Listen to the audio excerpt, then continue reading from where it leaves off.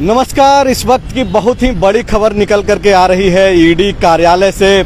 मंत्री आलमगीर आलम से पिछले 2 दिनों से पूछताछ हो रही थी। आपको मालूम है कि बीते दिनों मंत्री आलमगीर आलम के पीएस संजीव लाल के नौकर के यहां से तकरीबन 35 करोड़ रुपए की बरामदगी हुई थी और उसी कैश बरामदगी के मामले में आलमगीर आलम से पूछताछ हो रही थी और आज थोड़ी देर पहले ईडी ने गिरफ्तार कर लिया है। मंत्री आलमगीर आलम को ईडी ने गिरफ्तार कर लिया है। जी हां, इस वक्त की सबसे बड़ी खबर, राज्य के लिए सबसे बड़ी खबर इस वक्त की कि आलमगीर आलम को गिरफ्तार कर लिया गया है।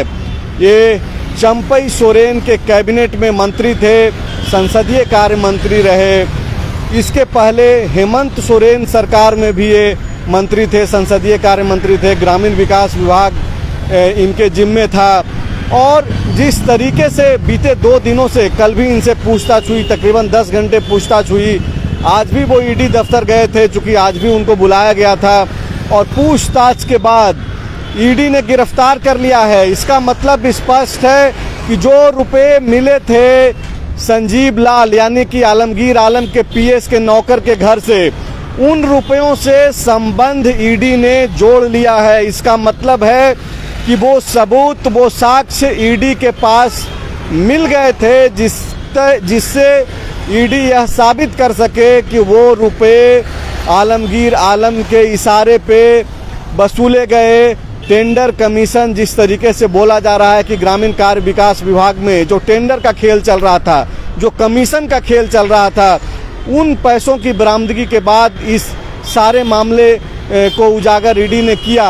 हालांकि अभी देखना दिलचस्प होगा। अभी ये तो सारा कोर्ट में साबित होना है कि दोषी हैं कि ये सिर्फ आरोप तक रह जाता है, लेकिन ये दूसरी बहुत बड़ी गिरफ्तारी है राज्य में। इसके पहले मुख्यमंत्री रहते हेमंत सोरेन की गिरफ्तारी ईडी ने किया और ये दूसरी जो सबसे बड़ी गिरफ्तारी है कि एक कैबिनेट मिनिस्टर को ईडी ने गिरफ्तार कर लिया है पूछताछ के दौरान।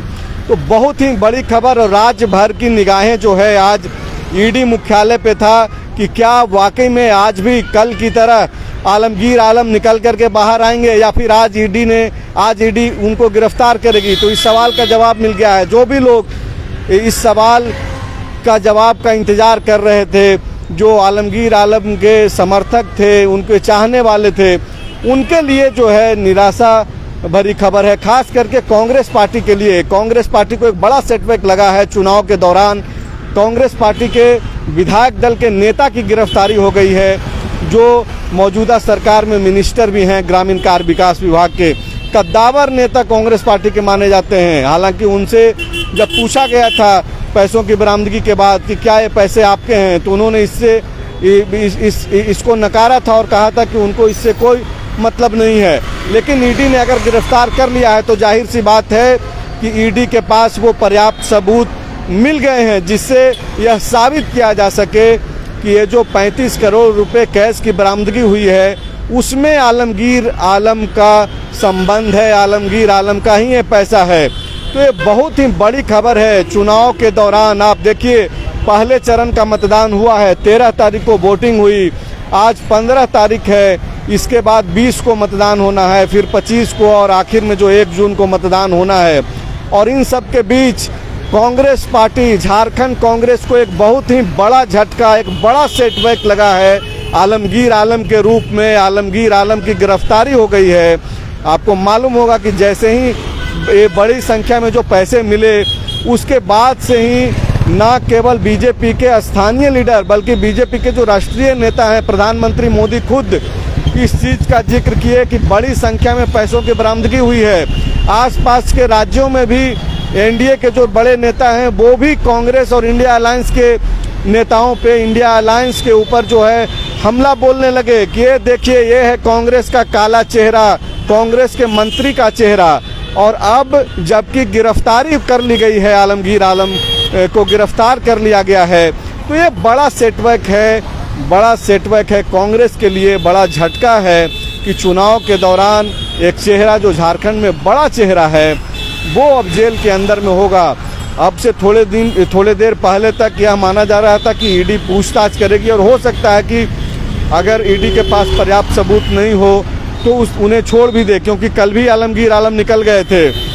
काफ़ी सारी चर्चा हो रही थी पूरे राज्य भर में, मीडिया के लोग आपस में चर्चा कर रहे थे, नेताओं के बीच चर्चा चल रही थी, ब्यूरोक्रेट्स के बीच में चर्चा हो रही थी कि क्या आलमगीर आलम की बारी आ गई है। क्योंकि आपको मालूम है कि आलमगीर आलम को लेकर के पहले भी ईडी जो है निशाने पर रखी थी। जो बढ़ारवा टोल प्लाजा का जो टेंडर का जो मामला था, जो एक ऑडियो वायरल हुआ था, फॉलोअप पे हमने भी सबसे पहले आपको दिखाया था कि किस तरीके से टेंडर को लेकर के धमकाया जा रहा था। तो ये पूरा का पूरा जो खेल है टेंडर मैनेज को लेकर के, भ्रष्टाचार को लेकर के, उस पर ईडी काम कर रही है। और उसी में एक कदम बढ़ते हुए जो है ईडी ने आज आलमगीर आलम को गिरफ्तार कर लिया है। तो इस वक्त की जो सबसे बड़ी खबर है और सबसे महत्वपूर्ण जो खबर है वो यही है कि आलमगीर आलम को गिरफ्तार कर लिया गया है। आलमगीर आलम अब जेल के सलाखों में होंगे। इससे पहले चीफ जो तत्कालीन सीएम थे हेमंत सोरेन, उनको भी सिटिंग सीएम रहते जो है उनको गिरफ्तार किया गया था। और ऐसे में अब आलमगीर आलम की गिरफ्तारी ये जो है इंडिया अलायंस के लिए और झारखंड की जो मौजूदा सरकार है, जो गठबंधन है जेएमएम कांग्रेस और राजद का, माले का, उसको एक बड़ा ही झटका मिला है। हेमंत सोरेन के बाद एक बड़ा पिलर इस गठबंधन के लिए, वो पहले से जेल में है।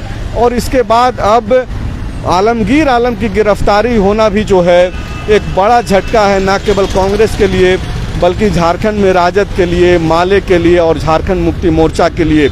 और इसका असर न केवल झारखंड में होगा बल्कि आसपास के जो पड़ोसी राज्य हैं वहाँ पे भी होना है। आपको मालूम है कि आलमगीर आलम एक बड़े नेता झारखंड में कांग्रेस के रहे हैं, उनका कद रहा है। और ऐसे में उनकी गिरफ्तारी होना कांग्रेस के लिए एक बड़ा झटका है। कांग्रेस को एक बड़ा सेटबैक लगा है आलमगीर आलम के रूप में। तो इंतज़ार कीजिए, जैसे ही और इसमें कोई बड़ी अपडेट्स, बड़ी खबर निकल कर के सामने आती है तो फिर से हम लोग हाजिर होंगे। लेकिन इस वक्त बेहद ही बड़ी खबर वो यही कि आलमगीर आलम गिरफ्तार कर लिए गए हैं। शुक्रिया।